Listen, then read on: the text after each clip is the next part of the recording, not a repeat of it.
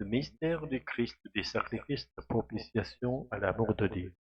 De la victime offerte à la révélation de Dieu qui aime et pardonne. Le sens profond du mot Hilasmos de la réconciliation avant le sacrifice dans la première épître. Il est lui-même la victime expiatoire pour nos péchés, non seulement pour les nôtres, mais aussi pour ceux du monde entier. Le mot Hilasmos signifie à l'origine réconciliation et dans le contexte biblique de l'Ancien Testament, il désigne une offrande de paix ou de propitiation. Dans la Septante, la traduction grecque de l'Ancien Testament, le mot apparaît 10 fois, souvent comme traduction des termes hébreux liés à l'expiation et au pardon. L'apôtre Jean emploie ce mot seulement 2 fois dans tout le Nouveau Testament, ici en Jean 2 et en 1 Jean 4. L'amour consiste non pas en ce que nous avons aimé Dieu, mais en ce qu'il nous a aimés et a envoyé son Fils comme victime expiatoire pour nos péchés. Dans les deux cas, le mot désigne Jésus lui-même. Ainsi, Jésus est à la fois l'amour de Dieu pour nous et le pardon de nos péchés. La notion de victime est présente, c'est parce que dans l'Ancien Testament, le pardon et l'expiation s'accomplissaient par le culte sacrificiel. Et en Jésus-Christ, la croix et la plénitude de l'accomplissement de tous ces sacrifices anciens, désormais plus aucun sacrifice n'est nécessaire.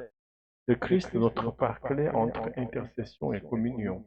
Beaucoup de protestants ont souvent mal interprété la messe catholique comme une répétition des sacrifices du Christ.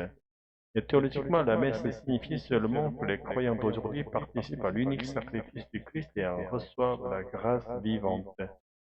L'expression catholique actualisation du sacrifice ne signifie pas une répétition, mais la présence spirituelle de ce sacrifice unique dans le temps présent.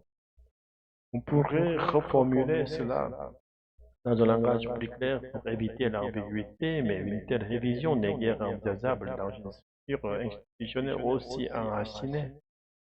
Que ce soit dans le catholicisme ou dans le protestantisme, le sens véritable de l'Eucharistie demeure le même. Un lieu de joie spirituelle où les croyants font l'expérience de la présence du Christ ressuscité. Revenons au texte. Pourquoi la plupart des traductions bibliques ont-elles choisi de rendre Hilasmos par victime expiatoire ou sacrifice de propitiation? Parce qu'elles suivent la tradition juive et vétérotestamentaire centrée sur le sacrifice. Les uns rompent avec cette tradition en précisant que le Christ n'est pas une victime pour les seuls juifs, mais pour les péchés du monde entier. Plus au verset précédent, Jésus n'est pas présenté comme une victime, mais comme notre avocat, notre intercesseur auprès du Père.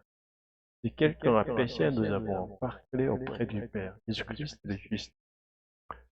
Ce mot parler que Jésus utilise aussi pour désigner le Saint-Esprit dans 14:16 signifie littéralement celui qui est appelé auprès de quelqu'un pour défendre, consoler et intercéder. Dans l'Évangile selon Jean, le paraclet est celui qui demeure avec les disciples après le départ du Christ. Dans la première épître de Jean, c'est Jésus lui-même, notre intercesseur devant le Père. Vous pourrez imaginer une scène symbolique, le Père comme Jésus, comme juge, Satan comme accusateur et Jésus comme défenseur. Mais il faut se garder de réduire cette image. Jésus n'est pas seulement un avocat, il est Dieu lui-même et aussi le grand prêtre qui intercède pour nous. Ainsi, le mot paraclet contient une richesse théologique immense que l'on ne doit pas apporter à une simple fonction judiciaire. La victime de la communion comprendre le cœur de Dieu. De même, Hilasmos ne doit pas être réduit au sens de sacrifice. Certes, Jean a offert sa chair et son sang pour nous, mais ce don n'est pas destiné à apaiser Dieu, destiné à nous. Dieu nous aimait déjà, il nous avait déjà pardonné, c'est parce qu'il nous a aimés qu'il a envoyé son Fils. Autrement dit, ce n'est pas Dieu qui devait se réconcilier avec nous, mais nous qui devons revenir à lui.